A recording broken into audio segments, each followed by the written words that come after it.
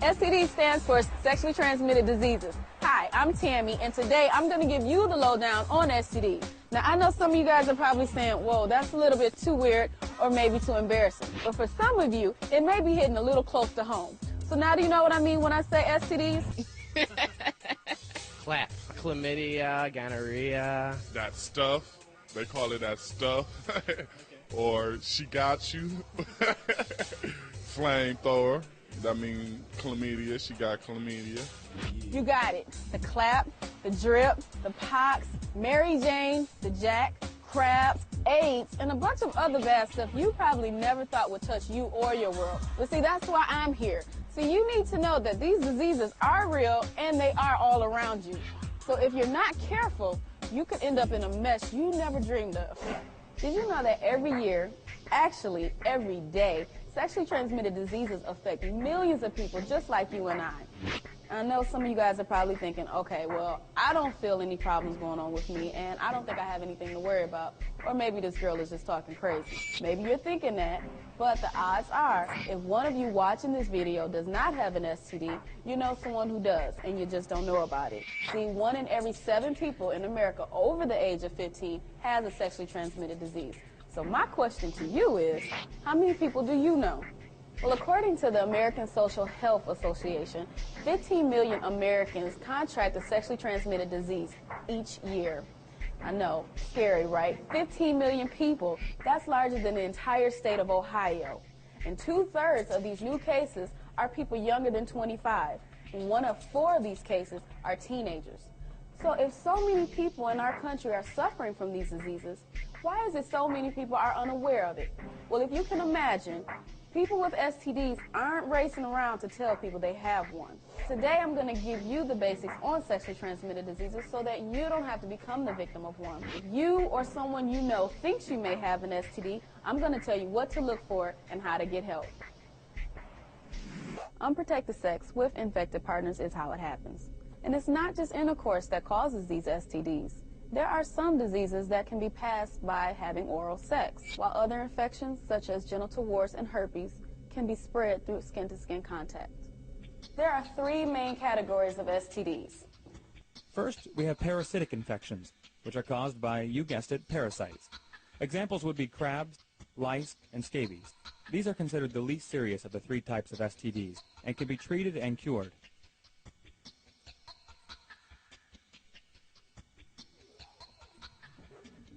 Second are bacterial STDs, such as chlamydia, gonorrhea, and syphilis. These are diseases caused by bacteria that can be treated and cured if you catch them at early stages. Bacterial infections can be considerably more damaging than parasitic infections. If left untreated, bacterial infections can lead to severe sickness, pain, and even cancer. The third type of STDs are viral infections. These are bad because they're treatable, but not curable. If left unattended, they can kill you. The primary viral infections are genital warts, herpes, hepatitis, and of course HIV and AIDS.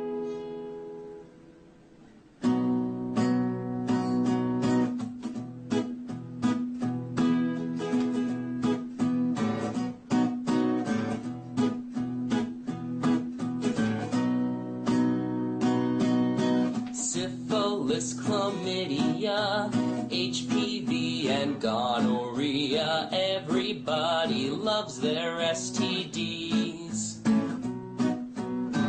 They are what people get from unprotected sex.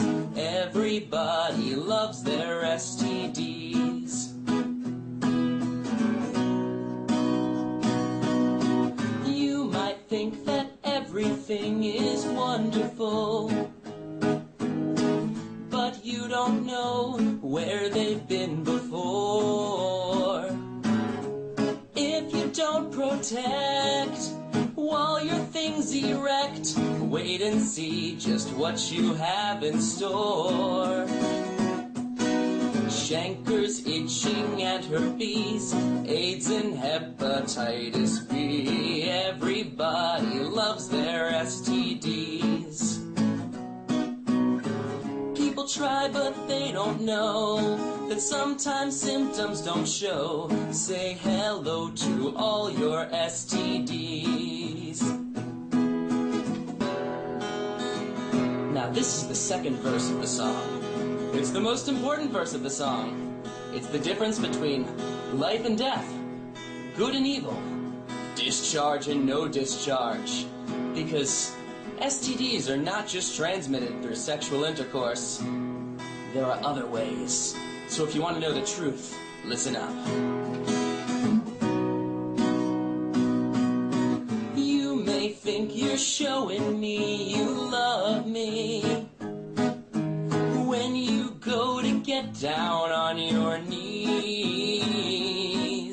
But if you want to show me how much you love me, open some latex used for oral sex and put it inside your mouth, please. Syphilis, chlamydia, HPV, and gonorrhea. Everybody loves their STDs. They are what people get from unprotected sex. Everybody loves their STDs.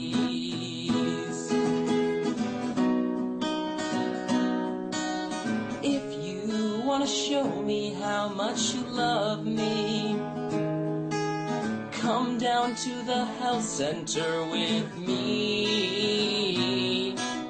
If you want to show me how much you love me, there's no need to stress, we'll get that test. Awareness is so sexy. Syphilis, chlamydia, HPV, and gonorrhea. Everybody loves their STDs. They are what people get from unprotected sex. Everybody loves their STDs. Don't give them to me.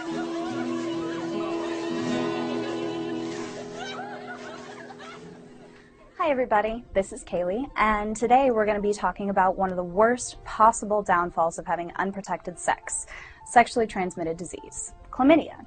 Chlamydia is a sexually transmitted disease caused by the bacterium strain called Chlamydia trichomus. And unfortunately, this particular STD, when left untreated, can lead to serious, long, and short-term negative effects on reproductive health. So today, we're going to find out, A, how common is chlamydia and what are its symptoms? B, well, if you are infected, then what? What kind of treatment is available? And lastly, if left untreated, what kind of complications can arise from being infected with chlamydia? As with any sexually transmitted disease, if you are sexually active, you're at risk for contracting chlamydia. According to the CDC, however, chlamydia is the most highly reported STD in the country right now. Actually, according to a recent survey, there are over 2.2 million U.S. citizens between ages 14 and 39 that are currently infected, most of whom don't even know this. That's because 50% of women and 75% of men who have chlamydia don't have any symptoms whatsoever and are unaware that they're infected. Now, for those who do have symptoms, usually appearing 1 to 3 weeks after infection, this is the not so fun part because they can include any of the following: discharge from the genitals or pain while urinating, general bleeding and pain, and for some women, fever, nausea, and pain during sex. Chlamydia itself can be contracted through oral, anal, or vaginal sex and can manifest itself in the vagina, penis, throat, and anus. No bueno. So, if you are infected, well, then what? What kind of treatment is available? Being a bacterial disease as opposed to a viral disease, chlamydia is fairly easy to cure and treat once diagnosed. The CDC suggests that all women under 25 should go for regular yearly testing, all women over 25 with new sex partners should be tested, and all pregnant women should be tested for chlamydia in an effort to diagnose, treat, and prevent adverse effects from arising. So, once diagnosed, chlamydia can be treated with a single dosage of the antibiotic called doxycycline, and this usually lasts about a week. And during this time, most doctors suggest that all infected persons and their partners abstain from all forms of sexual activity. So, if left untreated, what kind of adverse complications can arise from exposure to chlamydia? Generally, treatment is fairly easy, and chlamydia can be cured. However, due to the fact that most men and women with chlamydia are completely unaware that they are infected. Many adverse effects and complications can arise before knowledge of the infection is even, there. And generally, for women, these effects are more serious. Men rarely, if ever, have complications from exposure to chlamydia. However, in some rare instances, the infection can spread to the epididymis, which is the tube from the testes that carries sperm, causing general pain and, in some rare cases, sterility among men. For women, however, a range of complications can occur, since chlamydia can spread from the cervix to the uterus or fallopian tubes. In 40% of untreated cases among women, these patients contract PID, or pelvic inflammatory disease. PID can lead to permanent damage of the reproductive organs, which in turn causes things like chronic pain, infertility, or pregnancy outside of the uterus, called ectopic pregnancy, which can be fatal. Also, in pregnant women with chlamydia, the disease can be passed from mother to child during a vaginal birth. Now, for a newborn baby, this can cause a myriad of complications, including things like pneumonia and pink eye. In very rare instances, arthritis, skin lesions, swelling of the eyes, or urethra can also be caused from exposure to chlamydia. For all you gentlemen out there, I want you to stay with me for a second and imagine you're Johnson and this book. Now, that wouldn't be too comfortable. Join me for a future video where we're going to discuss the clap, more commonly known as gonorrhea. Did you know that 75% of Americans carry the herpes virus? Join me in a future video where we'll discuss this and more facts about herpes. Well, folks, if that's not enough incentive to wrap it before you tap it, use a condom, then I don't know what is. This is Kaylee. Thanks for joining me on our discussion about HPV and gonorrhea. Everybody loves their STDs. They are what people get from unprotected sex. Everybody loves their STDs. Hi everybody, this is Kaylee. Today we're going to continue our discussion on STDs by talking about the clap, more commonly known as gonorrhea. Well, what is gonorrhea? Are you at risk? And we'll also discuss how gonorrhea can affect pregnant women and their babies. So, what is gonorrhea? Gonorrhea is a bacterial STD caused by the strain of bacterium called Neisseria gonorrhea, which likes to thrive in warm, moist places. Gonorrhea can appear in the reproductive organs, the mouth, throat, and eyes. It's a very common infectious disease, and in fact, 700,000 new cases of gonorrhea are reported each year to the CDC. And in actuality, this is only half of all cases. Contracting gonorrhea is actually fairly simple. No fluid exchange has to occur, and all that has to happen is exposure to the infected site. So, are you at risk for contracting gonorrhea? Well, if you're sexually active and unaware of your status, then yeah, you're at risk. Most men and women who have gonorrhea show mild to no symptoms whatsoever. Now, for men who are infected with gonorrhea and do show symptoms, they'll usually appear 2 to 5 days after being infected, but they can take up to a month to show up. And if you are infected with symptoms, they can include the following: burning sensation while urinating, a white, yellow, or green discharge from the genitals, or swollen and painful testicles. Ouch. Now, with women who have contracted gonorrhea and show symptoms, they're often very, very mild. Most doctors can even mistake them for a simple bladder or vaginal infection. The symptoms that occur from gonorrhea can include pain in the genital area, increased vaginal discharge, or bleeding between periods. Now, for both men and women, the disease can also appear in the rectum or the throat. Symptoms in the throat are often mild and can be mistaken for things such as strep throat, but when it comes to an anal infection caused by gonorrhea, things such as painful bowel movements, bleeding, or discharge from the anus can also occur, and this is in both men and women. Now, With or without symptoms, if gonorrhea goes untreated, long-lasting severe damage can happen. As we discussed with chlamydia, gonorrhea can also cause pelvic inflammatory disease in women, which can cause things like long-lasting chronic pain, an infection of the fallopian tubes, which can lead to infertility, or internal abscesses of the reproductive organs, which is like a pus-filled pocket inside of your uterus. And for men, the disease can also lead to infection of the epididymis, which are the ducts attached to the testes, causing painful swelling of the testes, and in some cases, sterility. In rare instances, in both men and women, gonorrhea can spread to the blood and joints, and this can be life-threatening. Several laboratory tests can be done to diagnose gonorrhea. However, the most common is called a Gram stain. A Gram stain is done in the physician's office when a doctor will take a sample of the urethra of a man or the cervix of a woman and examine that sample under a microscope to search for gonorrhea bacteria. However, this test generally works better for men than it does for women. After diagnosis, gonorrhea can be treated using several different antibiotics. However, across the world and in the United States, several drug-resistant strains of gonorrhea are popping up, more and more over the past few years, which makes successful curing and treatment of this disease very difficult. Now that we've discussed if you're at risk and what can happen if you are, let's talk about what can happen with pregnant women exposed to gonorrhea and their children.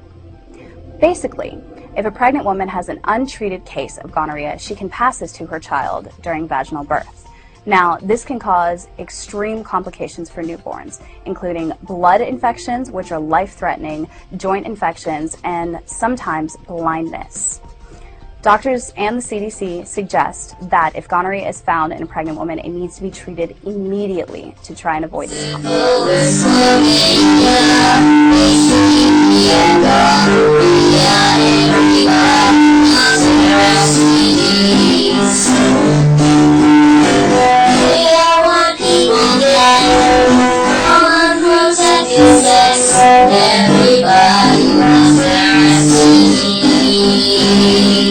Hi everybody, this is Kaylee, and today we're going to continue our discussion on sexually transmitted disease by talking about genital herpes. So, first and foremost, what is genital herpes and how common is it really? Well, genital herpes is a viral sexually transmitted disease that takes two forms, type 1 HSV1 and type 2 HSV2. Now, the more common one is HSV2 in most genital herpes cases. Right now, in the United States, 45 million people have reported to the CDC that they have genital herpes. That means 1 out of every 5 adolescents and adults have the disease, which also means it's Russian roulette down at the frat house. Genital herpes type 2, HSV2, remember, is more common in women than it is in men. Typically, 1 out of every 4 women with herpes has type 2, as opposed to 1 out of every 8 men. Overall, however, over the past decade, numbers of genital herpes cases have been decreasing in the United States. So, if 75% of the adult population actually carries the herpes virus, well, how do you know? How do you have any idea if you're infected with genital herpes? The signs and symptoms may or may not occur. Most people with type 2 genital herpes have no idea that they're infected. However, if symptoms are going to occur, they'll usually show up about 2 weeks after the virus has been transmitted. And they'll show up as painful blisters around the genitals or rectum. Unfortunately, these blisters will burst, leaving tender ulcers that take anywhere from 2 weeks to a month to heal. The first appearance of these sores in people with genital herpes is generally referred to as the first outbreak. Now, when this happens, some other things can also occur, such as a secondary cluster of sores appearing immediately after the first has healed, and also flu-like symptoms, including fever and swollen glands. Now, unfortunately, most people with type 2 genital herpes have no idea because they never have sores that show up.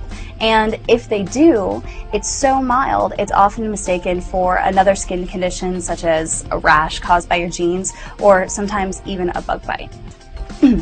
Now, typically, if this first episode or outbreak has occurred and been diagnosed properly, those with type 2 genital herpes can expect to have 4 to 5 more outbreaks over the course of the first year. Typically, these will decrease with time. However, if you have type 2 genital herpes and are unaware, years can go by without the occurrence of a first outbreak.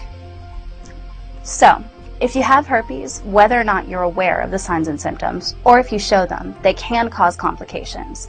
Now, in adults who have suppressed immune systems to begin with, infection can be severe, causing painful genital sores in most adults and adolescents.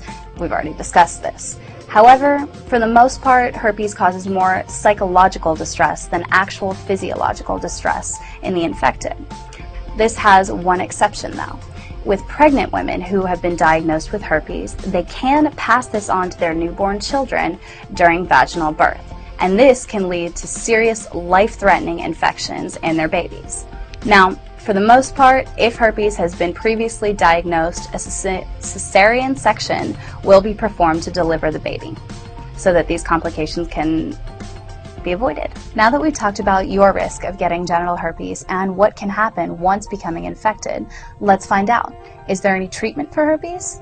Well, yes, there is treatment for genital herpes. There are certain antiviral medications out there that can help prevent or shorten outbreaks in some cases. However, being a viral sexually transmitted disease, at this time there is currently no cure for genital herpes. So, once you have it, you're stuck with it.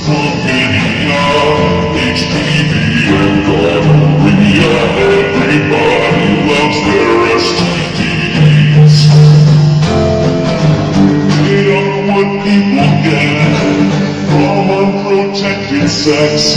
Everybody loves their STDs. 1,000 cases of syphilis are reported in the United States annually, 2/3 of them amongst homosexual men. Been waiting on your girl since around 10:30. Feeling kinda funny since we did the dirty. Every guy I sleep with says the same thing. Let me guess, you got a rash on your ding-a-ling. And I got cold sweats and I got the chills. And I've gone through a case of Lambicil. I told you we should have used protection, but you couldn't think straight with your erection. Now let's go to the chorus section. Hey, syphilis girl, tell me what the fuck. You left your mark all over my jaw.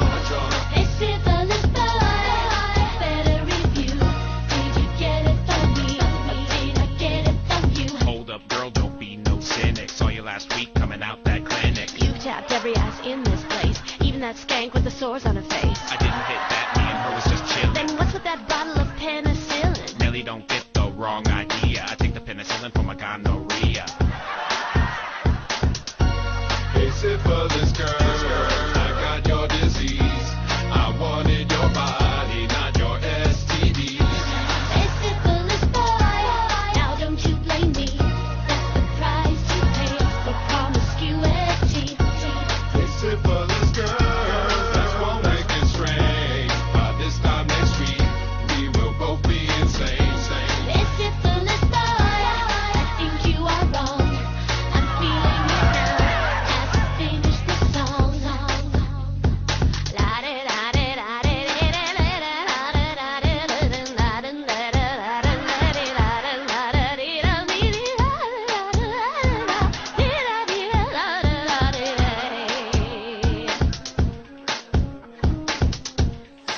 I'm talking about venereal disease, or kids may call it SIF, the clap, and crotch rot. Clap, chlamydia, gonorrhea. That stuff. They call it that stuff.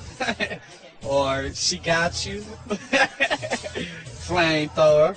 That means chlamydia. She got chlamydia. The clap, the drip, the pox, Mary Jane, the jack, crab, AIDS. Clap, chlamydia, gonorrhea, that stuff. They call it that stuff. Or she got you. Flamethrower. That means chlamydia, she got chlamydia. The clap, the drip, the pox, Mary Jane, the jack, crabs, AIDS. I'm talking about venereal disease, or kids may call it SIF, the clap, and crotch rot. Clap, chlamydia, gonorrhea, that stuff.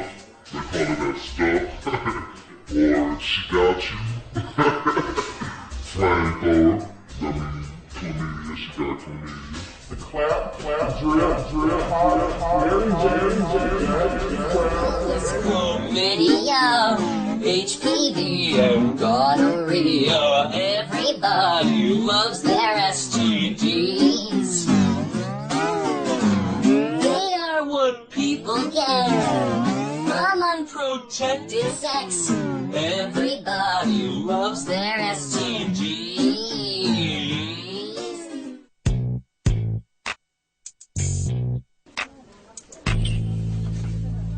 So you claim to be a trained killer who stops for no man or woman. You do have a very impressive CV, Mr. HIV. You're able to infect people anywhere in the world, regardless of their age, race, religion, or sexual orientation. I see that so far, over 30 million people have died because of you, and over 33 million people are currently HIV positive, with 6,800 new cases every day. Wow! And best of all, there seems to be no cure for you right now. No vaccine. Yes, the only thing that can stop me is a condom, or if people don't have sex at all. As if.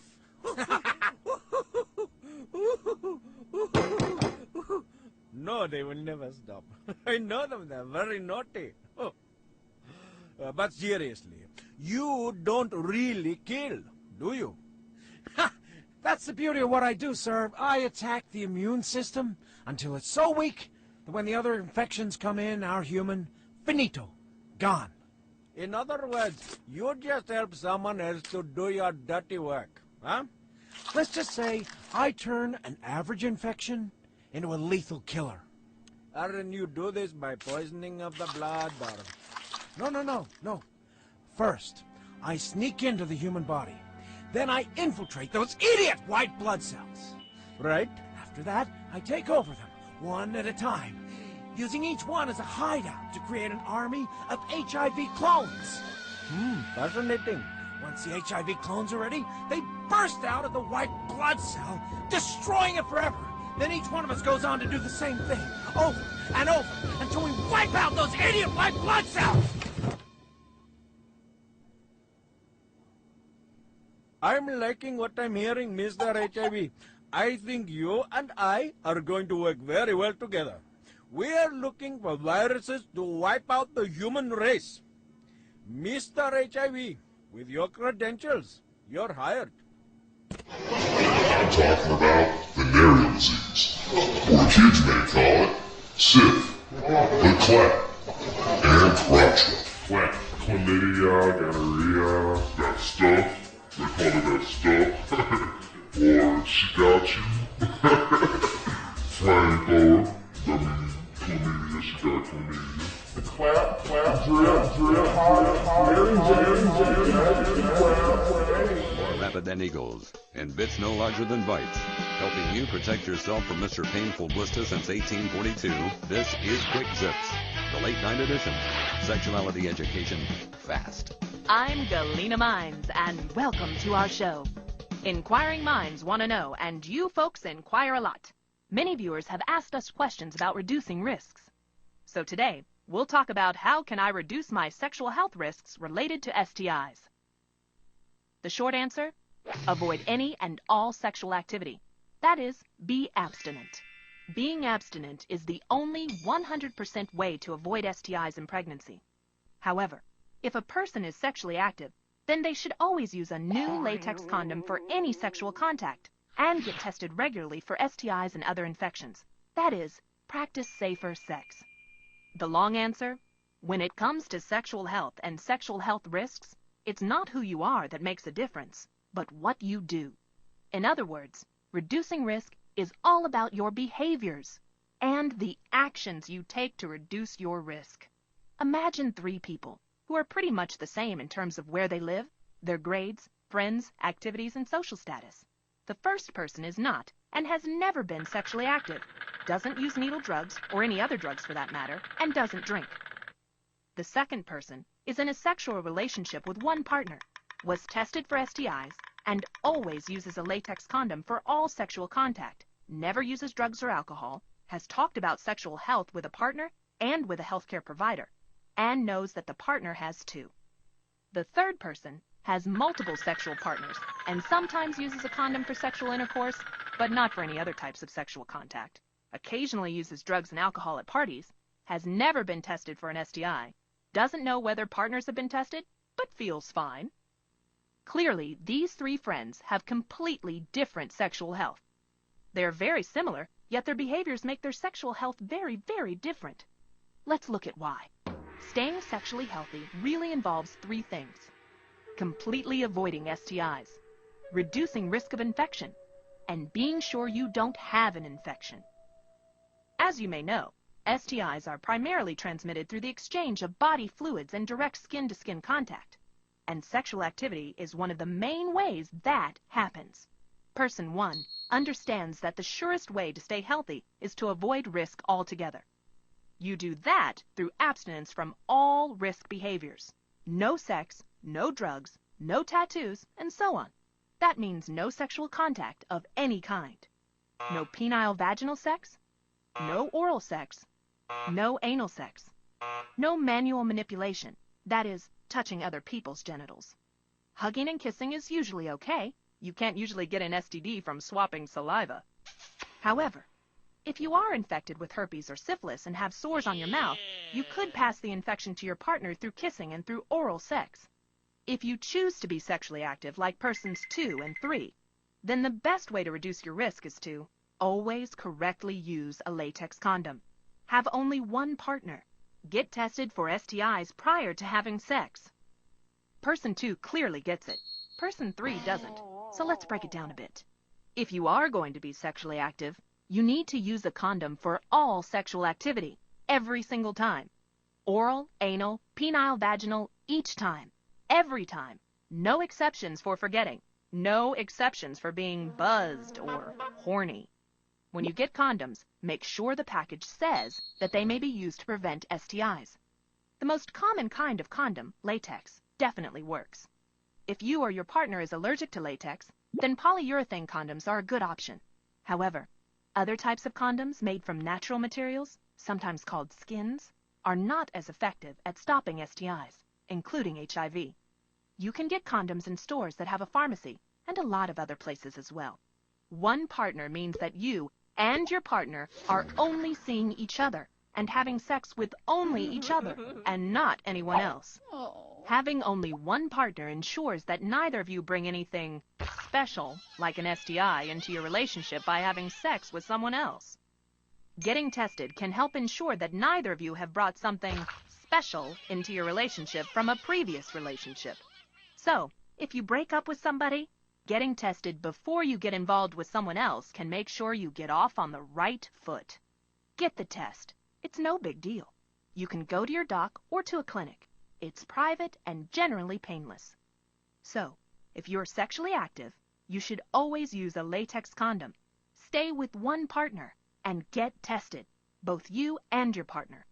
Anything less than this can negatively affect your sexual health. By the way, some people say that condoms are not effective. This is misleading. Condoms are not as effective as abstinence, but when condoms are used consistently, that means every time you have sex. And when they are used correctly, that means checking the expiration date, putting them on and taking them off correctly. They are up to 95% effective in preventing STIs, including HIV. And they protect against pregnancy too, which is a nice bonus. And that's what we call safer sex.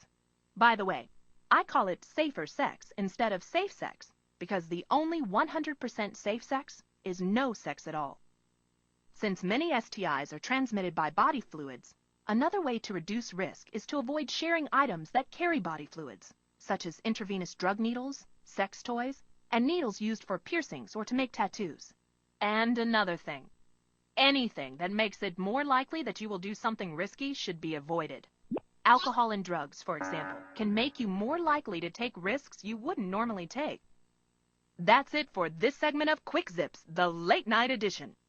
Remember, the surest way to reduce risk is to be abstinent. If you don't engage in any type of sexual activity, you likely won't get an STI. If you are sexually active, then the surest way to reduce risk is to practice safer sex. including the correct and consistent use of latex condoms in an infection-free, monogamous relationship. Be safe. See you next time. This episode of Quick Zips is brought to you by the Blue Streak, who would like to remind you to use a latex condom. Use a latex condom. Every time, every time. And be sure to check out his new show, Top 10 Condom Errors, the follow-up to his smash hit, Top 10 Stupid Condom Errors.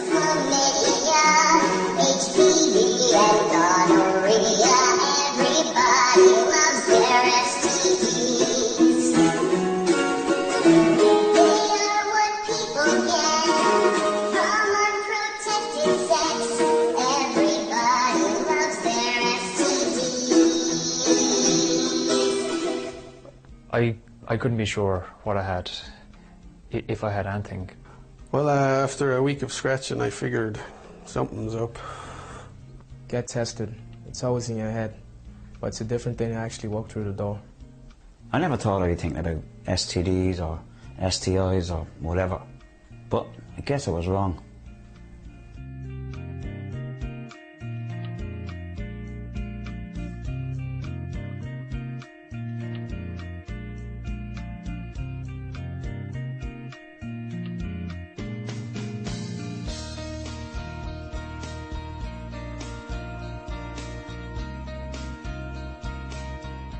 We've all joked with mates about getting tested. I mean, I have enough gags and urban legends to go on a comedy tour with. But I think knowing what to expect, it really makes it a lot easier.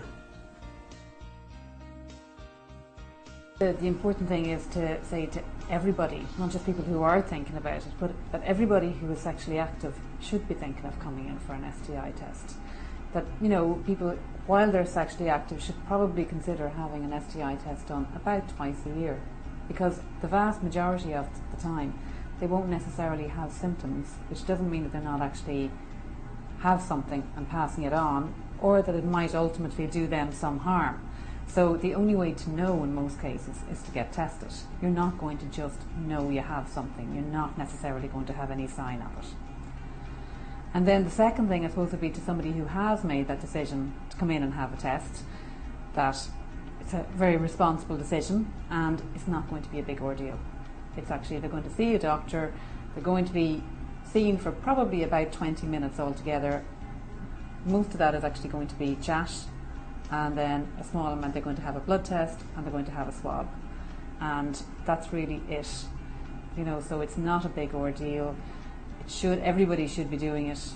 Nobody looks on the person coming in with any kind of stigma. In fact, we would think that's a responsible individual coming in to just get checked out. The swab, now, because I know this is one of the things that there are misconceptions about, is that, you know, the length of time this takes, the amount of how far it gets put in and how painful it is.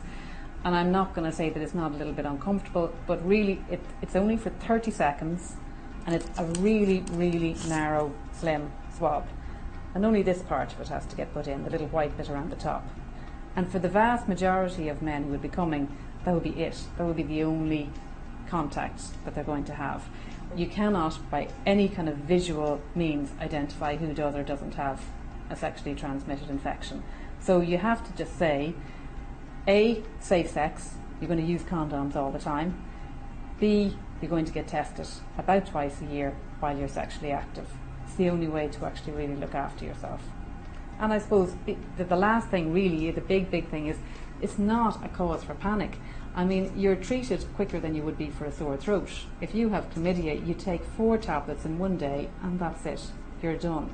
So it's not, you're not going to be subjected to any terrible ordeal, and you're not going to have something for life. You can actually do something about it very, very easily and be fine, be fixed, be free to move on again. You know, so I think that's the important thing. It's very easy to manage most of them. End of the day, these things are always much worse in your head, but it really was quick and painless. So, yeah, so it was just 2 tablets. That was it. But it turns out I was okay in the end. Chlamydia, HPV and gonorrhea, everybody loves their STDs. They are what people again from unprotected sex. Everybody loves their STDs. Please don't give them to me.